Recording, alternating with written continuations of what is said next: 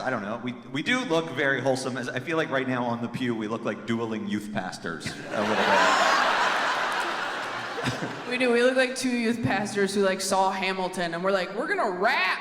Yeah. Mayce is gonna take the boys swimming, and I'm gonna talk to the girls about their special flower. This one says, worst thing about having kids, your body and time are no longer yours. Also, our 2-year-old ate her own poop the other day. There are dogs smarter than that. Literally, though. Okay, here's some good. I would never kiss my kid again. If it ate its poop, nope. Haven't you eaten ass?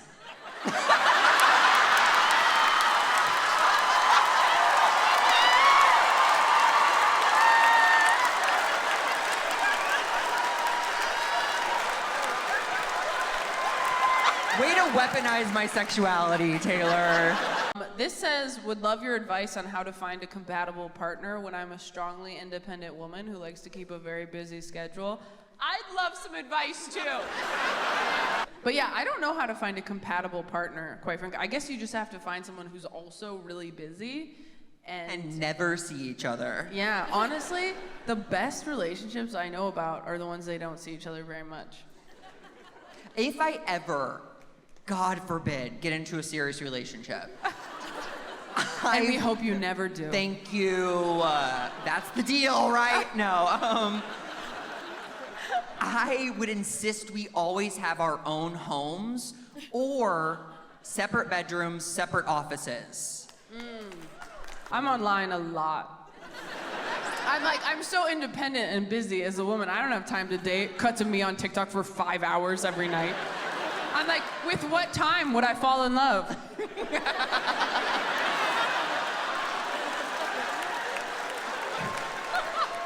Okay, this is good. When I came out as queer, I played Scrabble with my very religious mother and spelled out, I'm bisexual. Her first response was that I was cheating, and there's no way I had that many letters. As a rule person, I'm like, that's an illegal move. You can't, like, by all means, be what you want to be, love who you want to love, but don't fuck with Scrabble, you know? So glad you're here, because I feel like we got some dirtier ones tonight, and I'm not cool. So I'm not, don't act like you're surprised. You know I'm not cool. This person said, how would you define kinky? Ooh, okay, I did hear recently, and internet, feel free to tear me a new one, but kink is something that enhances a sexual experience, and a fetish is something the person needs to have the sexual experience. Oh. Does that, yeah, okay, one. Those are scientists person, clapping. yeah. Like, that is in fact true. But so kinky, and you know what's funny? Kinky is almost like what's considered liberal. Like, it keeps moving. Because like 5 years ago, choking was very like kinky. Now it's kind of like, yeah, you can choke me. So a kink is a preference and a fetish is a requirement. That's how it's been described to me. That's interesting. I thought they were both preferences. No, I think a fetish is like, if I'm not inhaling a woman's high heel shoe, I cannot bust. Sorry to use medical terms, but... There was someone in here who said I'm not gay, but if Ryan Reynolds... yeah, like something about Ryan Reynolds. Do you have someone like that? Like, I'm Zendaya. Zendaya's a good one. I feel like we could joke and laugh, and like she would let like Tom come and like... No, it's just Zendaya. That's cheating. It's cheating. They'd be the best couple to have a threesome with, though. Spider-Man shooting webs all over the place. I don't think I could have a threesome with them because I think I would just be really sad I was a guest. I think it would be like going to a really fancy party at a beautiful home and knowing you have to go home to your shitty apartment. Oh, the fact that they're a couple. Yeah. And you're getting like, you're just catching eye contact. They're giving each other meaningful eye contact. You're getting glances at best. No, you're thinking about this all wrong. You're the guest star. You get to go in, fuck shit up, and then leave.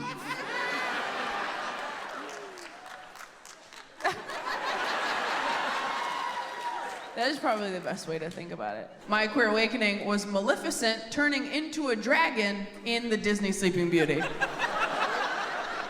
That I had not heard that one, and I liked it. This person wrote in, I have a prayer request, cup holders. This is a 104-year-old theater. Yeah, it was built before cups. People, when they came to shows here, had to bring their gin and tonics in their hand. Okay, my queer awakening was Alicia Silverstone as Batgirl and Uma Thurman as Poison Ivy in Batman and Robin. Hell yeah. And they went, yes, the George Clooney one, as if to say, yes, this is how gay I am. George Clooney was right there, and I was like, nah. Even with his nipples. No, even with the nipples. Yeah. If you don't fall in love with George Clooney with his nipples, you're gay. And I love that. Oh my God, this is a great coming out story. I told my very homophobic hillbilly father I was queer, and he freaked and said some truly heinous shit. The day after, he took me on a drive deeper into the mountains than I've ever been. The drive was silent, long and silent. We stopped at a little farm, and I was convinced he was taking me to a conversion camp. Instead, he got me a goat as an apology.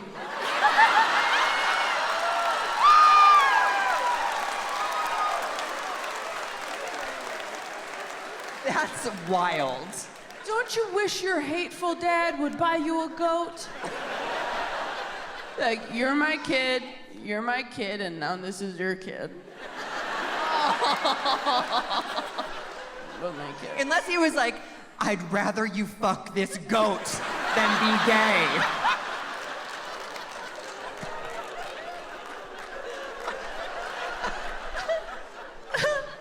Oh my God.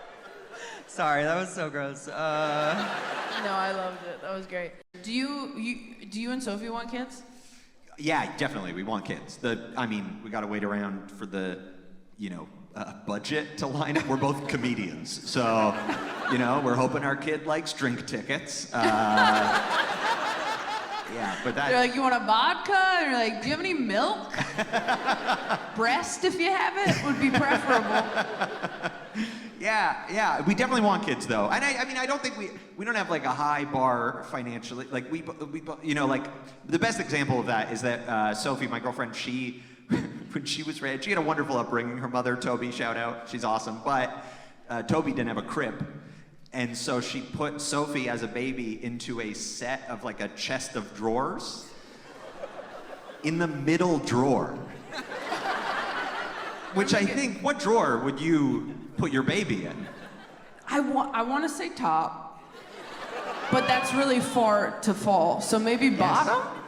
The bottom seems more stable. Top is like, precious real estate. Not the middle, no matter middle what. Middle is obviously the wrong choice. Everything else Toby did perfect, but this was crazy. But so Sophie and I, we just need to save up to have the full chest of drawers, and then. I know, because then they can have whichever drawer they choose. Yeah, exactly. Yep. You can pick your pronouns and your drawer. We're very progressive parents. Yeah, they're a top.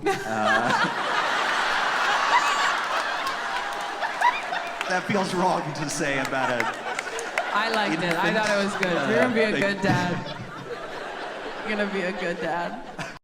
This person says, when and how did you know you wanted to do comedy? I mean, I kind of went into mine. I started in churches and then, but I was very anxious. We were talking about this backstage. I was very anxious and I had terrible stage fright and it took me a long time to get over it. And I just wanted to do stand-up so badly that I did kind of get over it. But you have an amazing backstory that I didn't know about until tonight. Yeah, I was a teen magician, and which sounds like a Disney Channel original movie. I was a teen magician Saturday night at 5 p.m. You were getting paid. I worked full time as much as you can at 12 and 13 years old, but I got into card tricks and I was doing after about a few months, I got some gigs and then that turned into others. I worked every weekend as the house magician at a sports bar called Filthy McNasty's.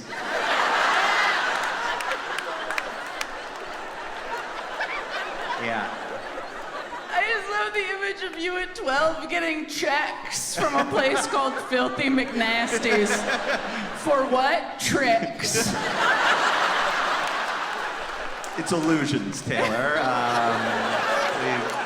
It was weird, and it was one of those it was like a Hooters type place. Like it was like all of the other people that worked there were like young women in like skimpy tops. Those were my coworkers, and I'm like an autistic 13-year-old. Like I can't make eye contact with them ever, and it was weird. And then it's actually there's more. I didn't even tell you this. That was my like long-term gig. My first gig ever though. The first time I got paid to do magic was when I just turned 13. It was at a biker bar called Suck Bang Blow. I swear to God.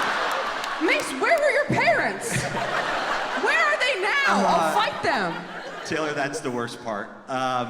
So I found out afterwards that the only reason I got booked for the gig was because the guy that owned the bar had the hots for my mom.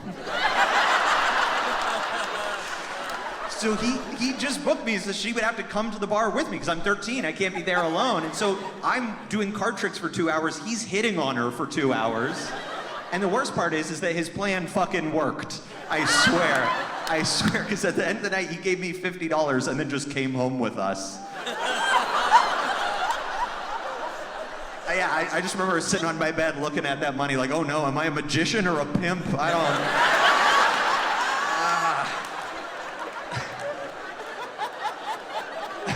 I really want to say thank you to Hope for asking this question so that we got to hear that story. But then Mayce read Steve Martin's book, and then that's how he got into comedy. We didn't even get to comedy. Yeah. Because there was so much magic to get through. Oh my God, that was so good.